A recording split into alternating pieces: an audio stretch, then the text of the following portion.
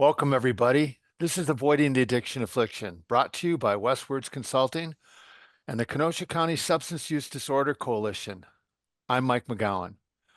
When a person experiences a decline in their mental health, it doesn't just affect one part of their life, it affects everything.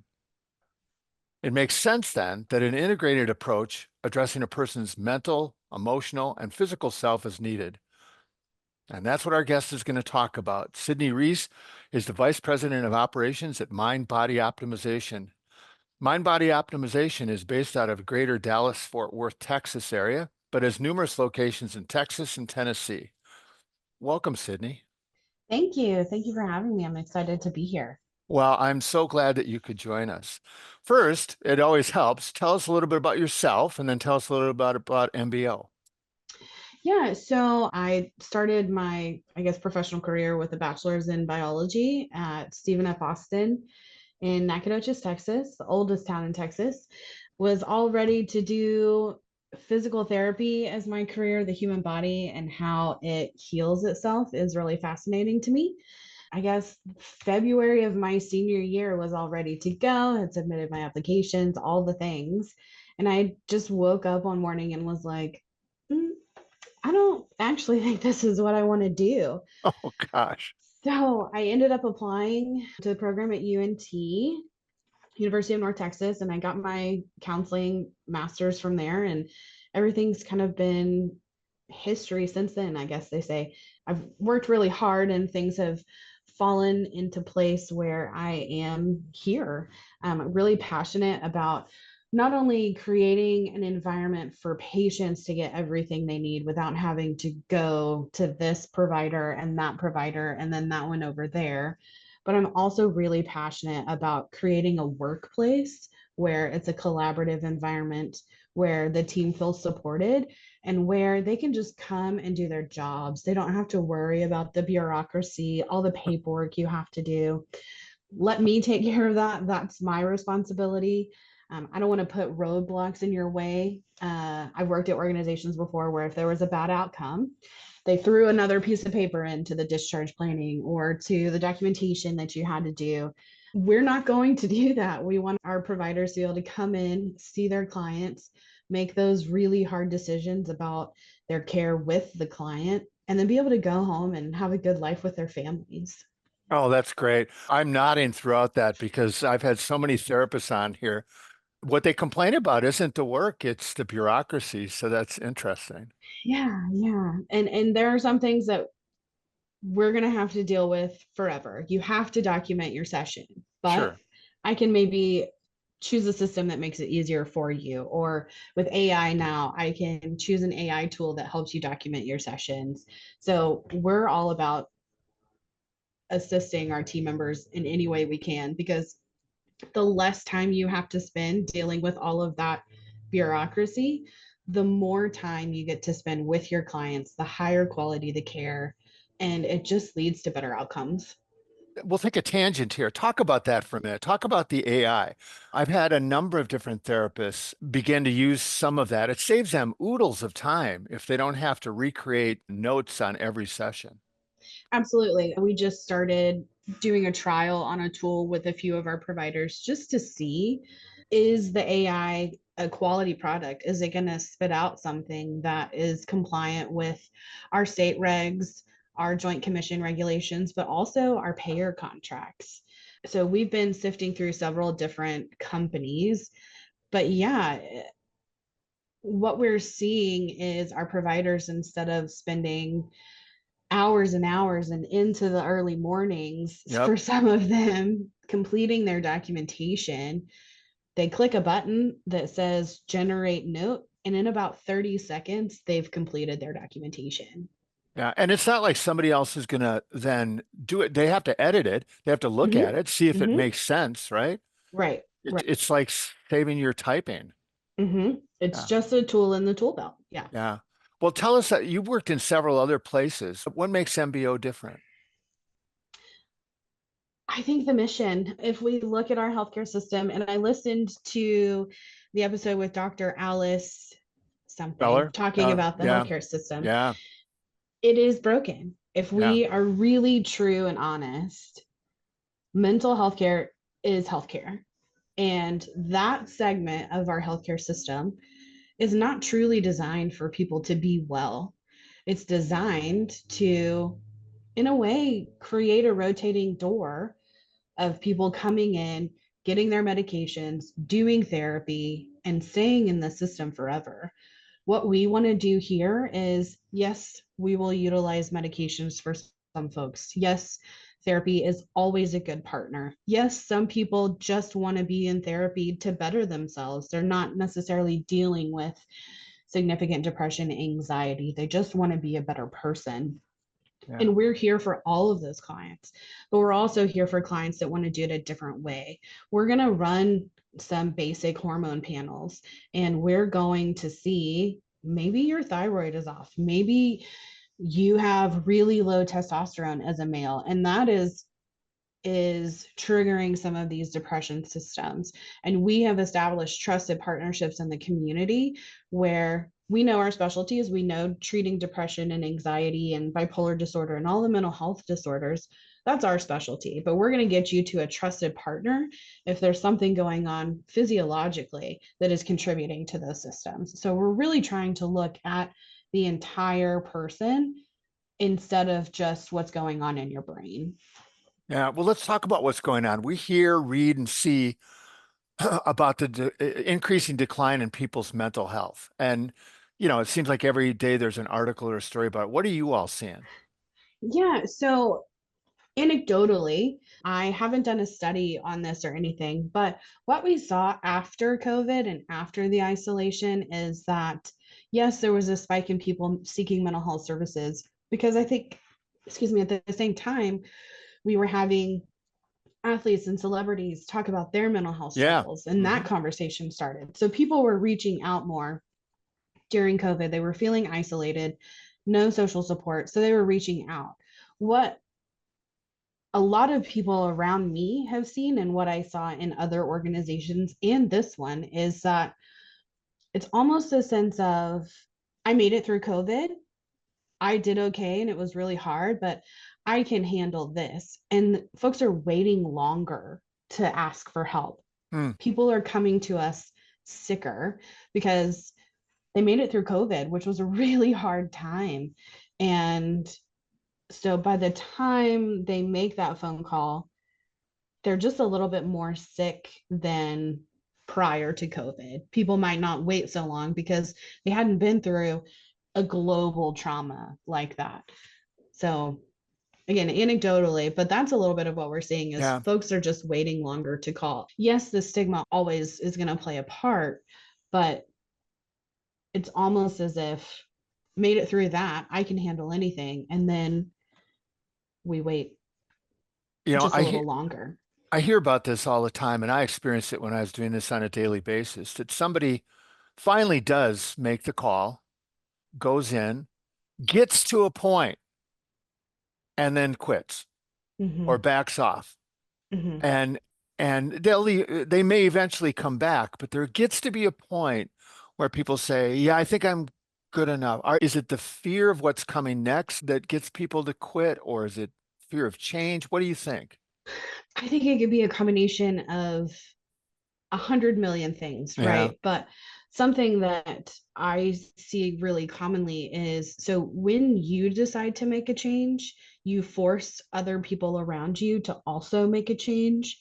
When you learn how to set boundaries and maintain boundaries, people that are in your life that are pushing those boundaries consistently don't like it. And so there may start to be a lot of tension in your life with other people.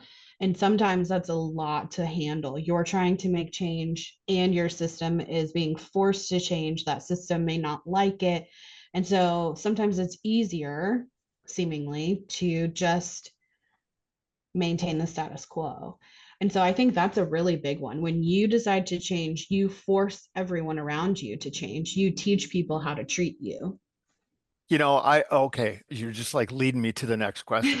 I got my training as a family therapist and long ago, obviously, and I thought by now we'd be well into that, and we've seen a back off, and we're doing a lot more individual. But you're right. families put an unbelievable amount of pressure on the person to maintain the status quo. So how Mhm. do you all involve the families to make sure that the changes that the person is trying to make are supported? Mhm. So we always encourage our clients to bring a family member, bring your partner into session so that we can talk about the progress that you're making. We have day treatment programs, so like partial hospitalization and intensive outpatient.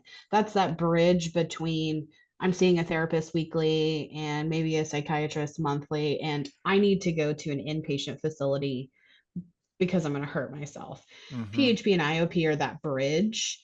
So we do everything we can to keep our clients out of the hospital. So a huge part of that program is including the family. Here are the things that I'm learning. Here are the things that I need from you to feel supported. Here are the changes I would like to implement. And we involve the family in a massive way during that process. And we also, like I said, encourage it when you're seeing your therapist on a weekly or every other week basis. Bring in your family. Let's talk about those dynamics and how they're changing and where we want to go in the future. Support is so important. And it, sustained change cannot happen if the circumstances around you don't also change in some form or fashion. Oh, that's so right. We see so much also, you have to be seeing this. There's so much negativity out there right Mm. now. Hmm. And social media is just full of it. Social media, everything you see Hmm. is full of the stream of negativity. People handle traumatic events differently. How do you arrest things like the doom scrolling and getting out of that negative space so that all the messages they're receiving are negative? Hmm. I think it's related to changing your circumstances. We have to really have those conversations, get to know your clients really well, and talk with them about, what you consume is going to become part of your life. They say, what is it, like a minute on your lips, a year on the hips, or 10 years on the hips? Like there's that saying with food, right? But we also consume media. And if you're consistently watching, like I had to stop watching the news because it Yeah. just, wow. It just put me in a state of mind. And, the news happens first thing in the morning, midday, and in the evening. So I'm waking up to bad news. I'm hearing it at lunch, and then I'm going to bed to bad news. So it's just, we have to be aware of what we're consuming. And as clinicians, we've got to have those conversations with our clients as well, because, sometimes our clients are just in a funk, but sometimes those things are really damaging, Mhm. especially if some of that content is directed at the client. And we have to help them build strategies to manage that stress. Because it's unavoidable. I had a Unavoidable. 3 hour drive yesterday to Iowa from where I am at, and I passed dozens, if not a couple hundred signs that had curse words and hate. They were hate filled, and you can't Mhm. avoid that, especially Right. this time of the season or whatever we Right. want to call Right. it, right? Hmm. So you're going to see it, so you need a coping mechanism or two. Hmm. Hmm. Yeah. And the more tools you have in your tool belt, the better off you'll be. A general contractor doesn't build a house with just a hammer. There has to be nails, there have to be saws, there have to be squares, there have to be pliers.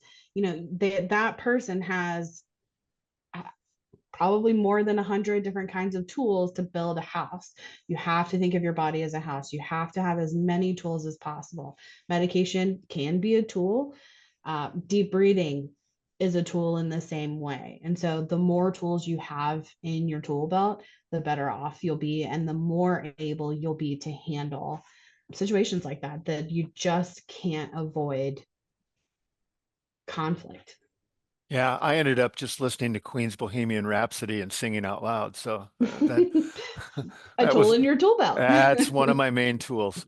I was also struck that I was at the grocery store the other day, and I've talked about this in the last week or so, and people stand in your way, which happens.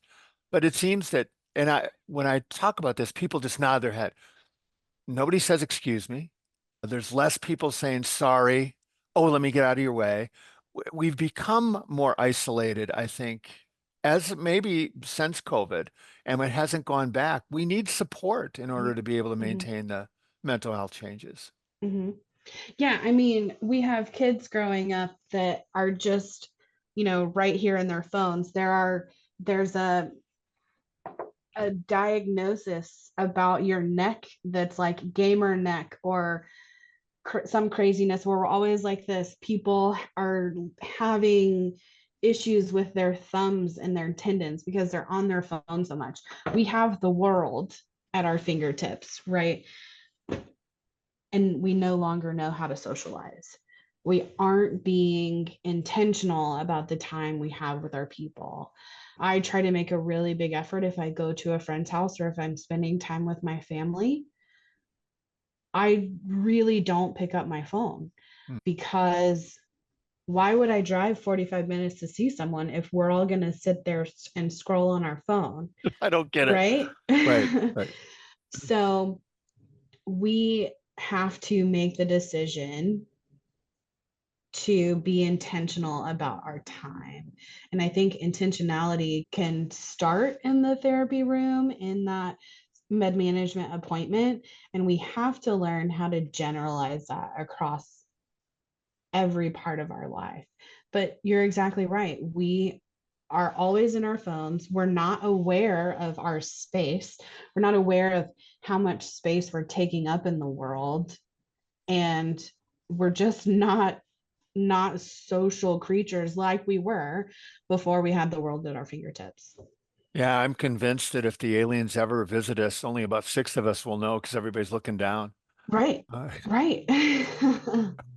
when I worked in mental health and substance use disorder inpatient facility, we used to have the folks get up early in the morning, change their habits, walk, get outside, eat healthy. And to say that they weren't pleased with that is to really make it an understatement. They weren't happy with any of those changes, but all of that is important, right? Mhm. And Mhm. so talk about the integrated approach that you all use. Yeah, so we're going to try different modalities. We're going to try different techniques. And that the first step in that is really working to rewire your brain. That there's a saying, fake it till you make it.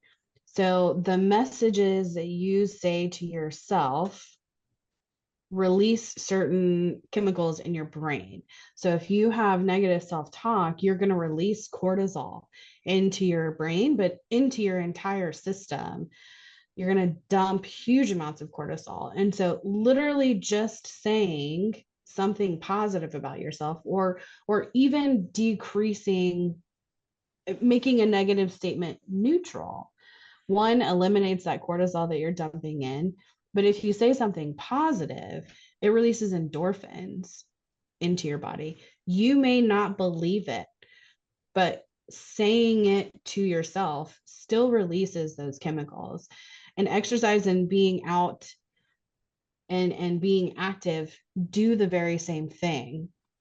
It's hard. It's hard to stay committed in that, but making change for positive literally releases different chemicals into your body.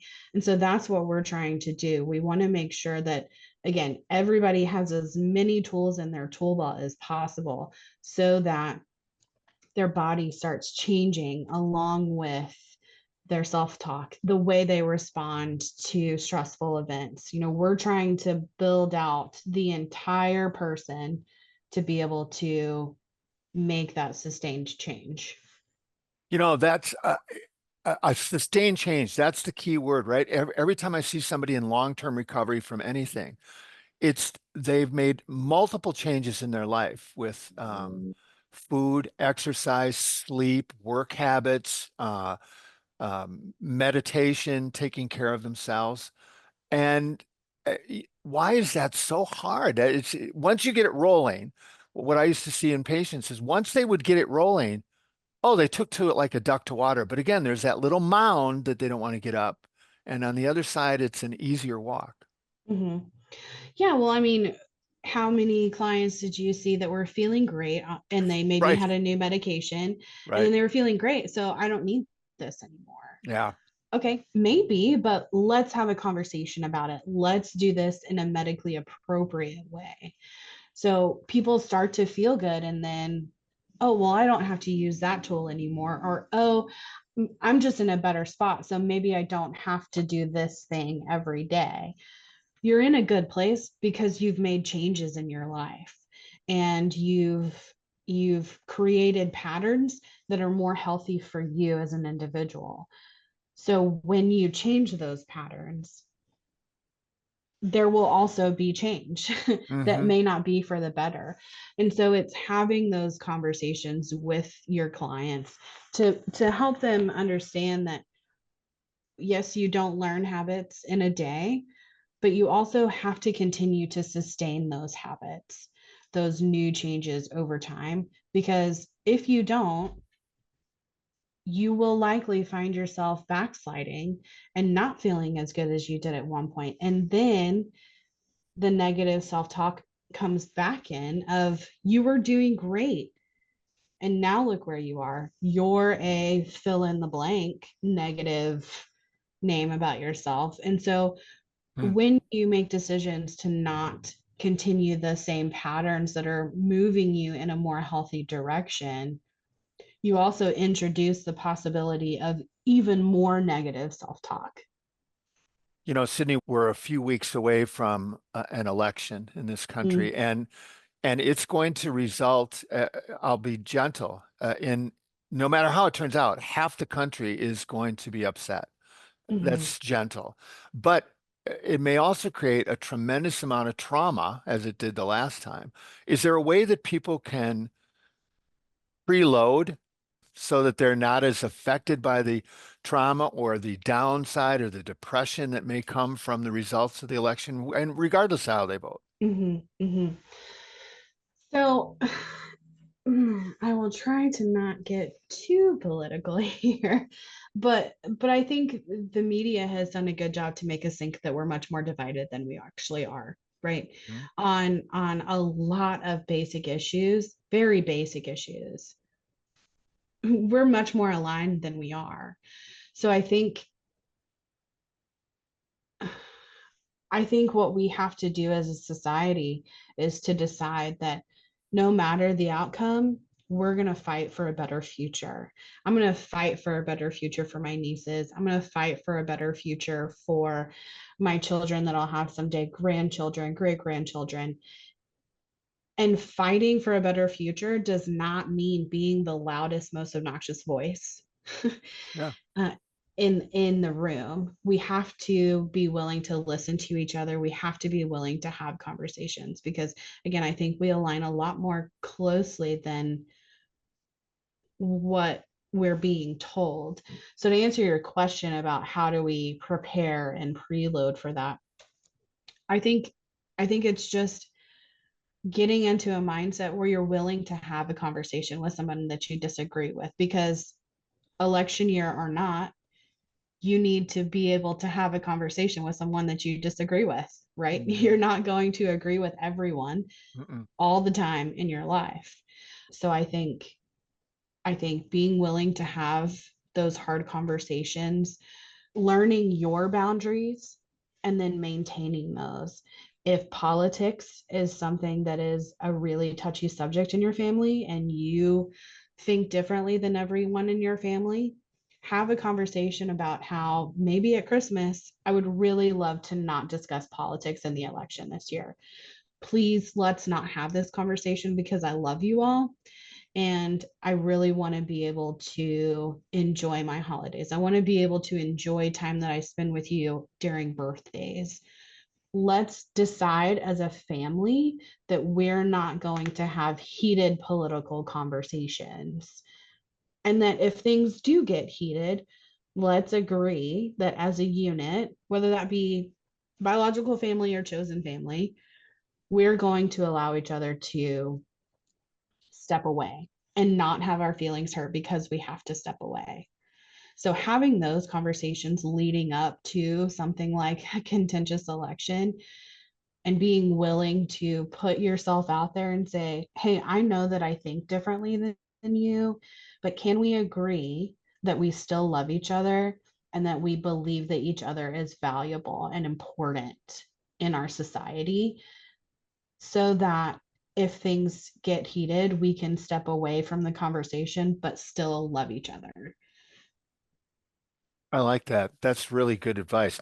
And I'll let you close with this. That leads to you can't have those discussions unless you're maintaining your own mental health. Mm. So on a day to you, I wake up this morning and how can I do that? How can I say today I'm going to take care of my mental health? I think it's in all of the small decisions you make. I'm not a morning person, and I have to fight every day to not be one of those people that says, don't talk to me until I've finished my coffee, because some days it takes me all day to finish my coffee. Um, so I think it's in the small decisions. I think it's being intentional about what you expect out of the day. Wake up every morning, and you don't have to do the cheesy, today's going to be a good day, because you may know that it's going to be a hard day. But maybe wake up with the intention of, everything that comes my way today, I'm going to do my best to handle with grace, with confidence, and with kindness. And I think if we start our day that way and we continue that mantra throughout the day, you won't necessarily be doomed to have the worst day of your life. Hmm, So I think just starting your day by saying, I'm going to handle everything today with grace, kindness, and confidence, you set yourself up to be in a better situation. that's great.